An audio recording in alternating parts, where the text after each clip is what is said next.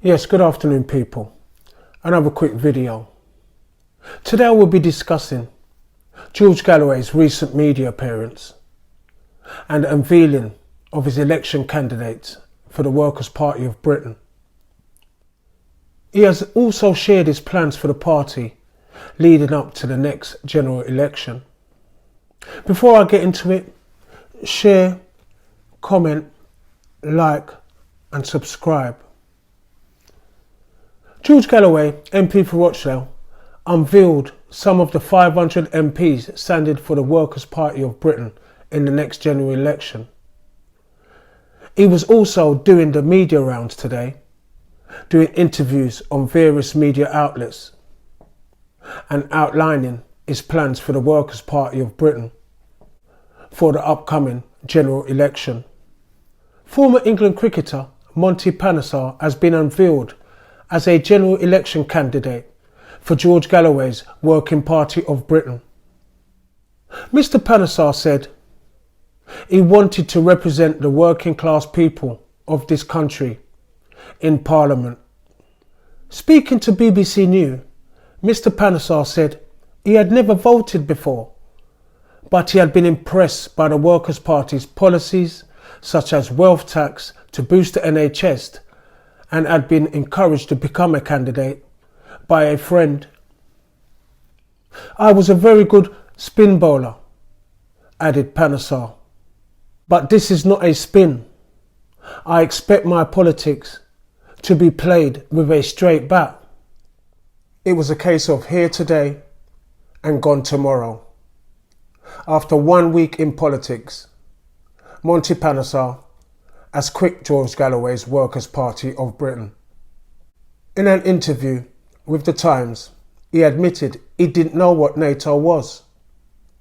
Despite withdrawal from the NATO alliance being the Workers' Party top priority, writing on social media, he said he needs more time to find his political home. So today, I am withdrawing as a general election candidate for the Workers' Party. Now the saying "a week in politics" rings true. It surely rings true on that one. During a recent interview, George Galloway was questioned about the number of MPs that would be standing in the upcoming general election.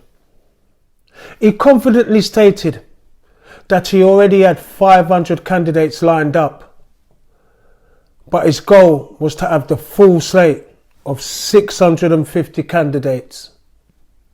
Galloway emphasised the importance of contesting all 650 seats, as each one represents a vital opportunity for his party to make a positive impact.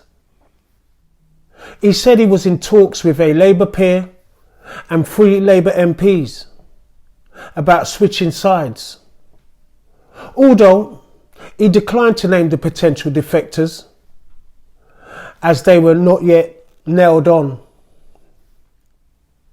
Mr. Galloway, who became the Workers' Party first MP in February after winning the Rochdale by-election, said Labour was his party's number one enemy, because we seek to replace them. We will have the same impact on Labour that Nigel Farage and the Reform Party are likely to have on the Conservatives. We will win seats, but in potential hundreds of seats, we will materially affect the results. In the interview by Richard Madeley and Susanna Reid on Good Morning Britain, where they tried to undermine him by recycling things from his past, Madeley mentioned that Galloway was expelled from the Labour Party in 2003. Galloway responded, "Tony Blair expelled me for my views on the Iraq War, and history has proved I was right and he was wrong." You need to come correct when you come with George, else he'll rinse you. I have mentioned in previous videos, since George Galloway's Rochdale win, the establishment will do anything to undermine him, as they see him as a threat. This recycling of things George Galloway has done or said in the past is so predictable. Anyway, it's a bit rich coming from Richard Madeley. Let's not forget when him and his wife, Judy Finnegan, got caught shoplifting bottles of wine. Yeah, they got nicked. Yeah, but they got found not guilty. Yeah, not guilty. Oh, really?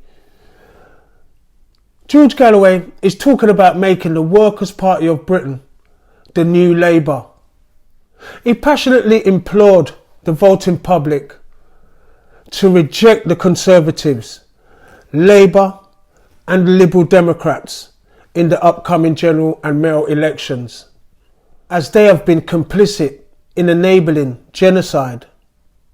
Instead, he urged them to support the independents, the Working Party of Britain, or any other party excluding the genocide enablers.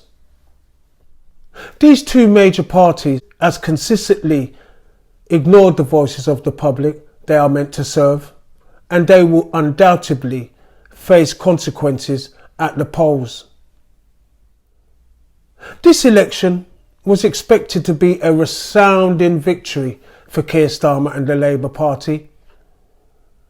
However, his approach to the Gaza conflict has been a source of controversy. He has consistently stated that Israel has a right to defend itself, even at the cost of cutting off vital resources such as water, electricity and food. Something he now says he didn't say. I saw the interview. LBC Nick Ferrari. You said it, mate. You said it. Additionally, any Labour MP who speaks out in support of the Palestinian cause is faced with suspension. As George Galloway would say, the Conservatives and Labour are the same arse, tightly clenched but different cheeks.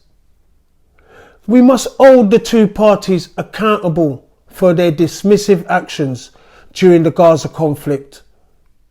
The majority of the public want a ceasefire.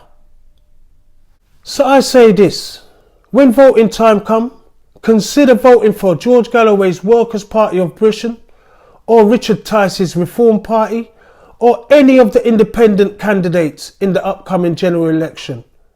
We've got to make them pay at the polls. Despite George Galloway's offer, Jeremy Corbyn has yet to accept the invitation to lead the Workers' Party of Britain. As a supporter, I would be eager to see the potential partnership between Corbyn and Galloway challenge the traditional political parties.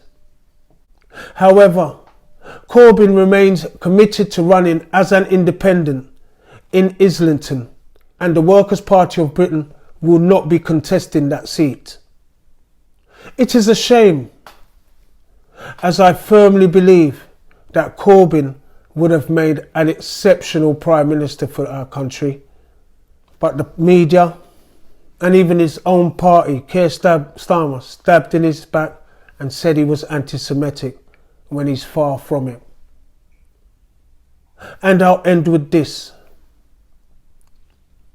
George Galloway is going to face a tough time from the media because he's forthright and he cares about people.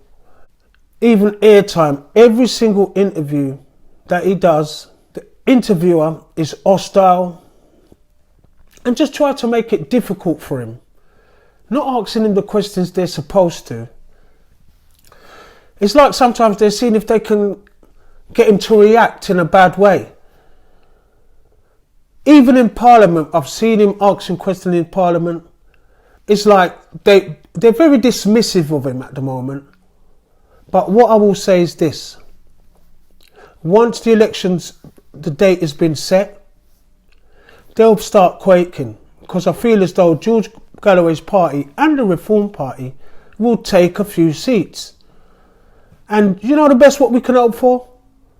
Unless people want Conservatives to stay in power or people want Labour.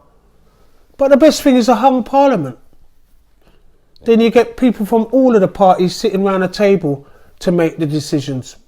I think maybe that would be a best way for the going forward.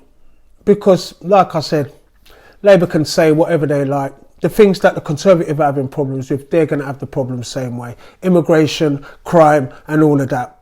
This is not down to just Conservative, all of that. Okay, there's been lack of funding, but this, what, so we think Labour's going to come in and it's going to be solved? Come on, it's not going to happen. It's going to continue in the same vein. But anyway, I'm going on now. But thanks for watching. Share, comment, like and subscribe.